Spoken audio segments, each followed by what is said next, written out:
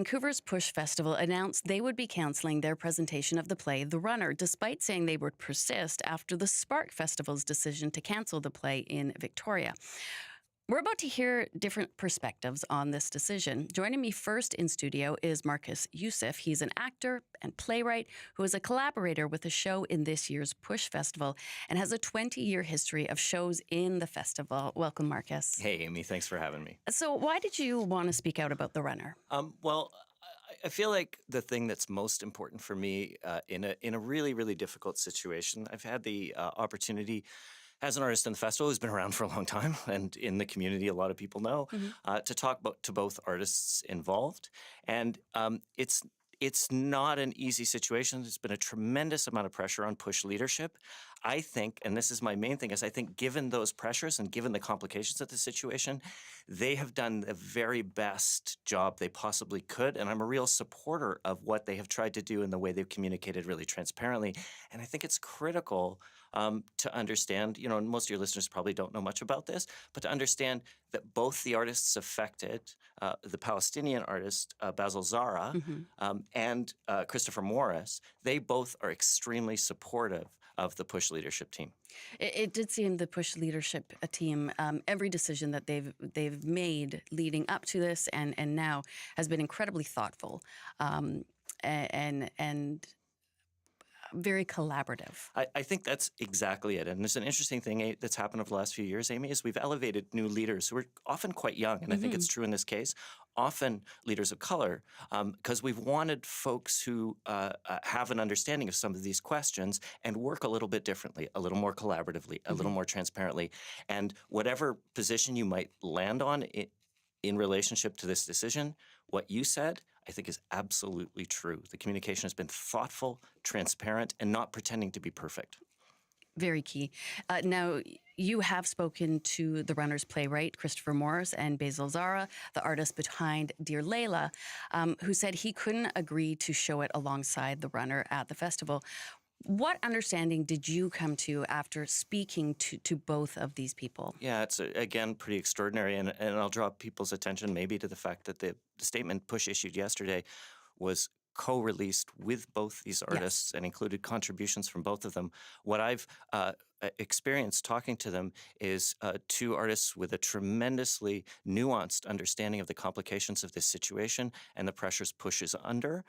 And when talking to Basil, it's like his family is being bombed right now, and you can kind of understand the profound pain that he is going through. And we talked to Christopher. He's like, I really wish my show was being shown, but I also respect the leadership and know. And I think both those artists understand that the PuSh leadership was in a really difficult place and expressed profound appreciation for the care that the PuSh leadership showed both of them. Yeah. Joining me now in studio, as Marcus alluded to, is Fatima Jaffer. She is an activist and anti-racist writer who worked on the open letter about the presentation of The Runner at the PuSh International Performing Arts Festival. Welcome, Fatima. Thank you so much for coming in. Thank you for having me. So how familiar are you with the play? Well, so the very first thing we did when we found out that it was showing in Victoria, that they'd run a campaign and that it got canceled, that's pretty much where I came in.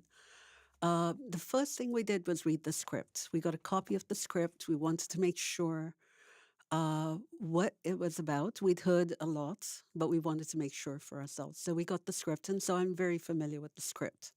And what were or are your objections to it?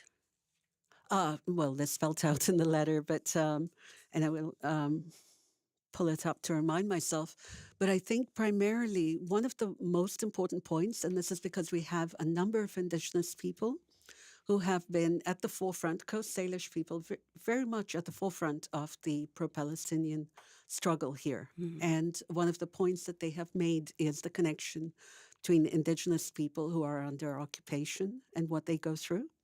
And so that guided our very first point, which is when you talk about truth and reconciliation on this land, you have to pay attention to the voices of Indigenous people when they're telling you this is not okay. Okay.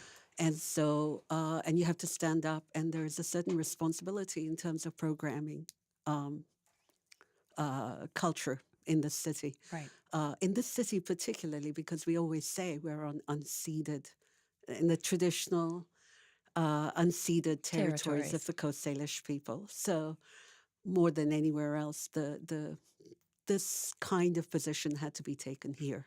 And how do you respond to Marcus's support of the festival, presenting the play, despite his own, personal discomfort with it?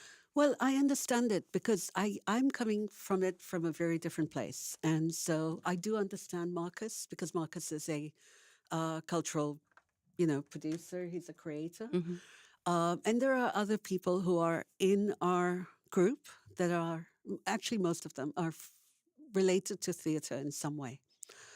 I'm personally coming to it from the position of someone who is the consumer of the product that you're creating. I'm the audience. I'm the public, right? So that's who you're creating the art for. So in that sense, I mean, I get that there has to be a certain kind of leeway, but there are choices made all the time in terms of what is made, what is programmed, what gets funding at this particular time. But I would like to bring it back to a kind of, to give it a historical context. I'm somebody who lived through 9/11, Hmm. that time, and I'm a Muslim. And so for me, it's very, very important to the work we've done to make sure that Muslims are well represented, that Arabs in particular, Palestinians, all Muslims, and non-Muslims from that region are well represented. And so we've done a lot of work over the years. So I also come at it from a perspective that we've been working to make sure that certain voices are being brought to the forefront. Um, and this did not do that, at this particular time. Okay. And then South Africa was about to, make its case about genocide. We've got this play coming up right after that. It was definitely, I mean, I think it goes beyond whether it was the right time or not. I don't think we need this kind of conversation. That this isn't the, Yeah, this, this isn't there the is not a conversation time we for need to this. have. Not when it's going to hurt people, and not really contribute anything useful to the way forward to peace.